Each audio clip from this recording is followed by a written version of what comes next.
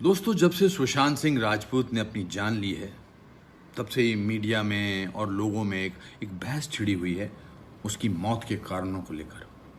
और ऐसे में किसी की मौत के दुख से ज़्यादा उस पर स्पेकुलेशंस हावी हो जाती हैं। आउटसाइडर है, इनसाइडर है, वगैरह वगैरह, ये सब चलता रहेगा। ये आज का दस्तूर नहीं, ऐसा सालों से होता चला आ रहा है। पर आज मैं उन हज़ारों लाखों नौजवानों से मुखातिब होना चाहता हूं जो हिंदुस्तान के छोटे छोटे शहरों से मुंबई नगरी में आते हैं अपने सपनों को पूरा करने के लिए।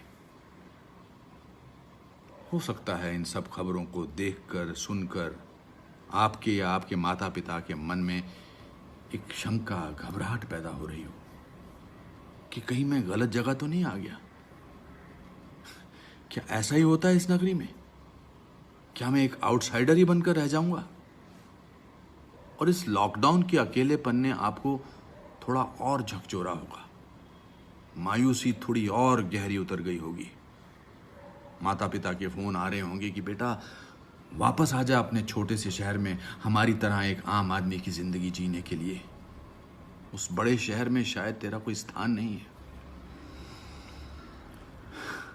आज से 39 साल पहले जब मैं मुंबई आया था तो मेरे साथ भी ऐसा ही हुआ था। अरे गंजा है, केंकड़े जैसा पतला है, हिंदी मीडियम स्कूल का है, एक्टर बनने के लिए बाल चाहिए, टैलेंट तो किसी के पास भी हो सकता है। और 1981 में ये बातें सही भी थी।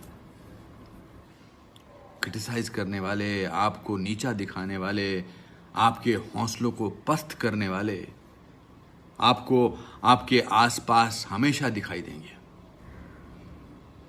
पर दोस्तों, हारना नहीं है, अपने सपनों को बीच में ही छोड़ना नहीं है, घबराना नहीं है। जब मैं एक बहुत ही बुरे दौर से गुजर रहा था, रेलवे प्लेटफॉर्म पर सो रहा था, तो मेरे दादाजी ने कहा था कि बेटा हार मत मानना, क्योंकि भीगा हुआ आदमी बारिश से नहीं डरता।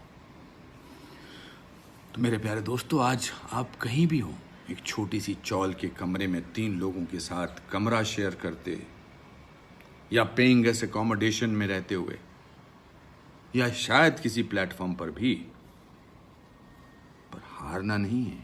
उदास होना है, मगर सपनों को हमेशा उदासी से बहुत आगे रखना है। बस मेहनत करो, और जब उदास हो तो दोस्तों से, अनजान लोगों से बातें करो। माता पिता को फोन करो, उन्हें बताओ कि तुम उदास हो, अकेले हो, मगर अपने इरादों पर अटल हो, हारे नहीं हो। उनका प्यार, उनका आशीर्वाद आपके अंदर एक शक्ति पैदा करेगा।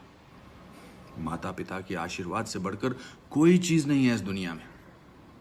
अकेले रहो मगर दृढ़ रहो, क्योंकि दुनिया की कोई ऐसी ताकत नहीं है जो आपको आपके सपनों को पूरा करने से रोक सके। शायद सुशांत सिंह राजपूत बहुत अकेला था, या उसे क्या दुख सता रहा था हम नहीं जानते, पर इससे बड़ा ट्रिब्यूट हम उसे क्या दे सकते हैं कि आउटसाइडर बनकर हम हारे नहीं। हमारी जीत उसके लिए हमारी सबसे बड़ी श्रद्धांजलि होगी। और एक बात और है, ये मुंबई शहर दुनिया का सबसे दयालु शहर है। इस शहर ने हजारों, लाखों, करोड़ों लोगों के सपने पूरे किए हैं, और सिर्फ फिल्म के क्षेत्र में नहीं, किसी भी क्षेत्र में। और एक बात और, फिल्म इंडस्ट्री के लोगों के लिए अपने मन में शंका नहीं रखना है। ये इंडस्ट्री बहुत अच्छे लोगों से भरी पड़ी है, और यही के लोग आपका हाथ पकड़कर आपको आपकी सफलता के शिखर तक लेकर जाएंगे।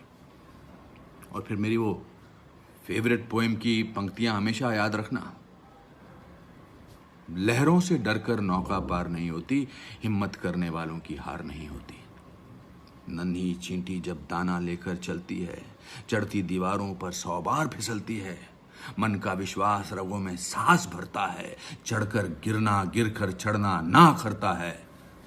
आखिर उसकी मेहनत बेकार नहीं होती, कोशिश करने वालों की हार नहीं होती। जय हो।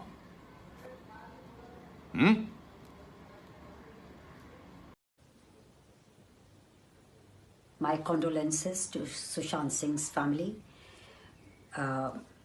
It is very heartbreaking. It is not a joke. Bollywood has to change. Bollywood has to wake up. Bollywood has to completely demolish bullying. And I have to say, bullying is also a kind of killing somebody. Now, all these things, what is happening, has reminded me in 2015 when I went to meet CBI officer who had called me down from London, said, please come, we have found some incriminating evidences. I land up over there and he says, oh, by the way, Salman Khan called me up. He calls me every day and he says he's invested a lot of money. Please don't harass the boy. Please don't interrogate him. Don't touch him. So what can we do, madam? He looked frustrated and he was annoyed. I took this matter to Delhi to the higher CBI officers and I have complained about it. And if this is the scenario, if this is what is going to happen, that you're going to pressurize and use your money and power to sabotage deaths and investigations, then I don't know where we citizens are going to go. Who do we go to? I want to say, please stand up, fight, protest, and stop this toxic behavior in Bollywood.